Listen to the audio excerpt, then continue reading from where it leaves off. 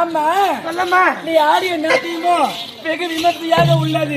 கண்ணுக்கு இனிமையாகும், காதுக்கு இனிமையாகும், கண்ணுக்கு கவர்ச்சியாக உள்ளது. அம்மா, உன் நாட்டியத்தை மெச்சி இந்த முத்தாரத்தை உனக்கு பரிசாக தருகின்றேன். அம்மா அப்படியா? அம்மா, முத்தாரம் ஒன்றும் தேவை கிடையாது.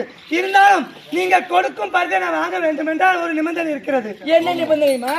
நாட்டியத்தை பார்த்தீர்கள் அல்லவா, சிறப்பாக மனம் மகிழ்ந்தீர்கள் அல்லவா? அப்படி என்றால் இந்த பரிசை நான் பெற்றுக்கொள்ள வேண்டும் என்றால் நான் கொடுப்பதை நீங்கள் பருகினால் அதன் பிறகு அந்த பரிசை வாங்கிக் கொள்வேன்.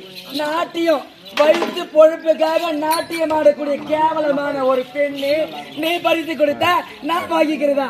நானும் என் நாட்டு இளவரசி, நான் கொடுத்தா வாங்கிக்கணும். நீ அம்மா, ஒரு பெண்ணோட மனது ஒரு பெண்ணுக்கு தான் தெரியும் சொல்லுவாங்க. அப்படிக்கும் தருவாங்களே, என் நாட்டியத்தை ரசித்தாலும் நீங்கள் தானே. அப்படிக்கும் தருவ நீங்க கொடுப்பதை நான் பெற்றுக்கொள்கிறேன், இல்லை என்று சொல்லவில்லை. ஆனாலும் நான் தருவதை நீங்கள் பருகினால் மட்டுமே அதை பெற்றுக்கொள்வேன். என்னமோ பெண்ணுடைய மனசு பெண்ணுக்கு தான் புரியும்னு சொன்னேன். சென்டிமெண்டா டச் பண்ணிட்டேன். அதனால நீ கொடுக்கிற பரிசை நான் வாங்கிக்கிறேன், நான் கொடுக்கிற பரிசை நீ வாங்கிக்க. அப்படியா? அப்படியா? பார்த்தாயா, இதோ இதிலே மாப்பழ வாழை என சொல்லக்கூடிய பலவிதமான பழச்சாறுகளை பிழிஞ்சு தாராக கொண்டு வந்திருக்கு. இதை புதித்தால் ஞான பலம் வரும் என்று சொல்லுவாங்க. இதை உன் அண்ணன் என் கருத்தால் பருக வேண்டும். அப்பா நாட்டியவாதரே, இதோ பாருங்கள், நீங்கள் கொடுக்கின்ற இந்த பரிசு, இந்த பரிசுக்கு விலை மதிப்பு உண்டு. ஆனால் நீங்கள் கொடுத்த இந்த பரிசுக்கு விலை மதிப்பு கிடையாது. கிடையாது என்று சொல்லக்கூடிய இந்த முக்காலி சாறு அறிந்திருக்கணுமா? எட்டு இளமையோடு இருப்போம். இளமையோடு முதுமை என்பது வராது. முதுமை என்பதே வராது. 10 யானை பலமும் கூட சேர்ந்து வரும். ஆகட்டும். ஆமா ஆமா, நீங்கள் கொடுத்த அந்த பரிசை என்னுடைய கரத்தால் நான் பெற்றுக்கொண்டு நான் கொடுக்கக்கூடிய பரிசை நீங்கள் பெற்றுக்கொள்ளுங்கள். அப்படியே ஆகட்டும். தங்கச்சி, அண்ணா, மாப்பழ வாழை என்று சொல்லக்கூடிய முக்கணி சாறு எனக்கு ஒருபோதும் உபயோகப்படாது அண்ணா.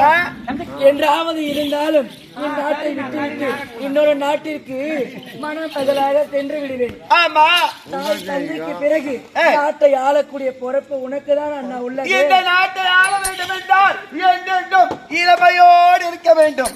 ஆகையினால் தாங்கள் தான் பருக வேண்டும். அப்படியா? அப்படியே அம்மா.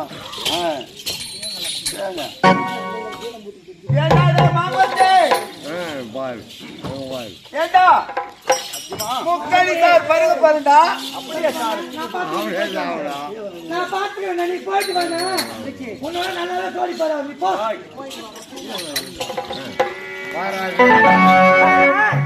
குடிச்சது எப்படி இருக்கு?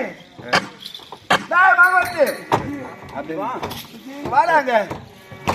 இந்த முக்காணி சாறு அருந்திய பிறகு பூமி மேல தெரிஞ்சு கீழே தெரிஞ்சு. ஆமா ஆமா, தெரியும் தெரியும். ஏண்டா சாப்பிட்டு போடுறான். ஐயோ, எனக்கு வேணா மச்சி 3 இலை வர்றதுங்கெல்லாம் ஓய் சாப்பாடு போய் நிக்குது. சாப்பிடுறான். ஐயோ வேணா சாப்பிடுறா. ஐயோ வேணா வேணா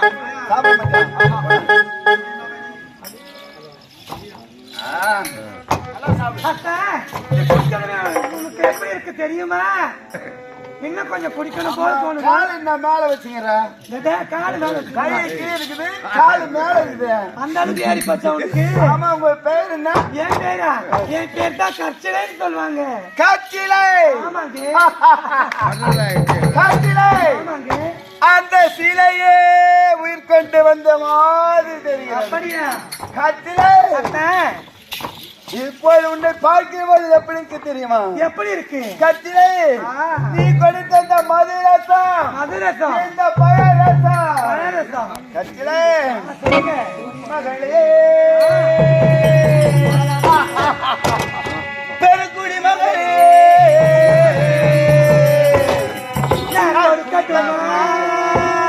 கொஞ்சம் உனக்கு கொஞ்சம் உனக்கு